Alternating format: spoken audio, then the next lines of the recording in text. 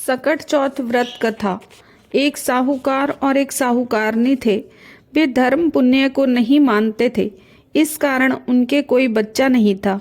एक दिन साहूकारनी पड़ोसी के घर गई। उस दिन सकट चौथ थी। वहां पड़ोसन सकट चौथ की पूजा करके कहानी सुना रही थी। साहूकारनी ने पड़ोसन से पूछा, तुम क्या कर रही हो? तब पड़ोसन बोली कि आज चौथ का व्रत है, इसीलिए कहानी सुना रही हूँ। साहूकारनी बोली, चौथ के व्रत करने से क्या होता है? पड़ोसन बोली, इसे करने से अन्न, धन, सुहाग, पुत्र सब मिलता है।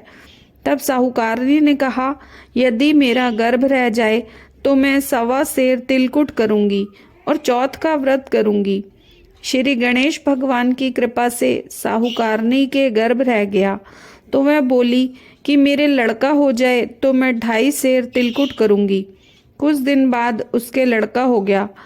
वो बोली, हे चौथ भगवान, अगर मेरे बेटे का विवाह हो जाए तो मैं 5.25 सेर का तिलकुट करूंगी।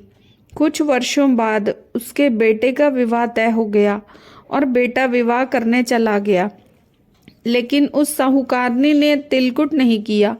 इस कारण से चौथ माता क्रोधित हो गई और उन्होंने फेरों से उसके बेटे को उठाकर पीपल के पेड़ पर बिठा दिया।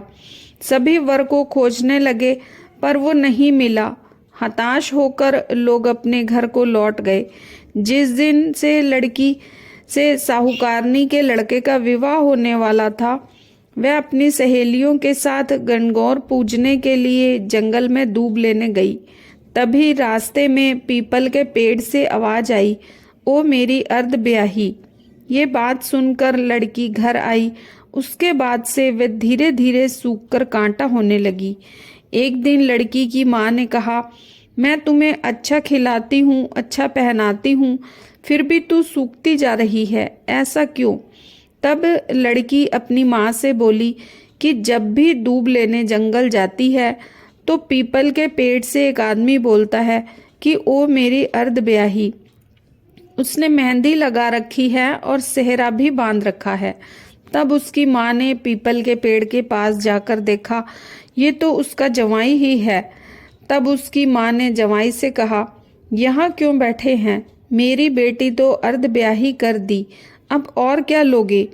साहूकारनी का बेटा बोला, मेरी माँ ने चौथ का तिलकुट बोला था लेकिन नहीं किया, इसलिए चौथ माता ने नाराज होकर यहाँ बिठा दिया। यह सुनकर उस लड़की की माँ साहूकारनी के घर गई और उससे पूछा कि तुमने सकट चौथ का कुछ बोला है क्या? तब साहूकारनी बोली, तिलकुट बोला था। उसके बाद साहूकारनी बोली, मेरा बेटा घर आ जाए तो 2.5 मन का तिलकुट करूंगी। इससे श्री गणेश भगवान प्रसन्न हो गए और उसके बेटे को फेरों में लाकर बिठा दिया। बेटे का विवाह धूमधाम से हो गया। जब साहूकारनी के बेटा और बहू घर आ गए तब साहूकारनी ने 2.5 मन तिलकुट किया और बोली, हे चौथ देव, आपके आशीर्वाद से मेरा बेटा बहू घर आए हैं, जिससे मैं हमेशा तिलकुट करके व्रत करूंगी। इसके बाद सारे नगर वासियों ने तिलकुट के साथ सकट व्रत करना आरंभ कर दिया। हे सकट चौथ, जिस तरह साहूकारनी के बेटे बहू से मिलवाया वैसे ही हम सबको मिलवाना। इस कथा को कहने सुनने वालों का भला करना। बोलो श्री सकट चौथ की जय। श्री गणेश देव की जय। गणेश जी की कथा। एक बार भगवान गणेश जी बाल रूप में चुटकी भर चावल और चम्मच में दूध लेकर पृथ्वी लोक के भ्रमण के लिए गए। वे सबसे कहते घूम रहे थे, कोई इस चावल और दूध से मेरे लिए खीर बना दे, लेकिन सबने उनकी बात को अनदेखा कर दिया। तभी एक निर्धन बुढ़िया उनके लिए खीर बनाने को तैयार हो गई।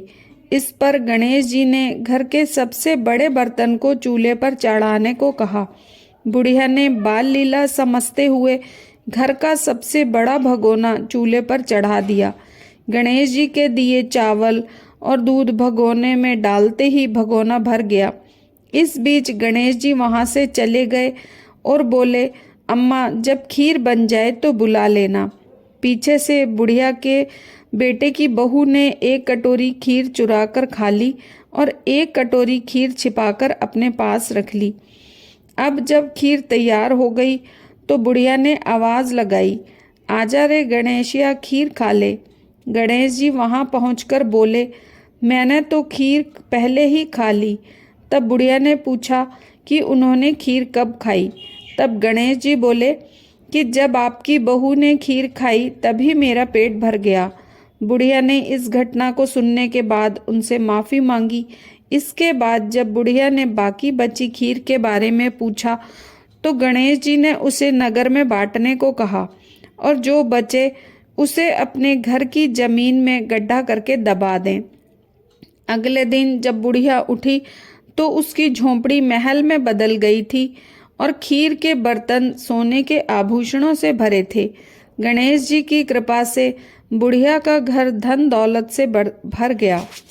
जय गणेश जी महाराज। जैसे बुढ़िया पर कृपा करी वैसे हम सब पर भी कृपा करना। कथा कहने सुनने वाले, हुंकारा भरने वाले सब पर अपनी कृपा बनाए रखना। जय गणपति जी महाराज।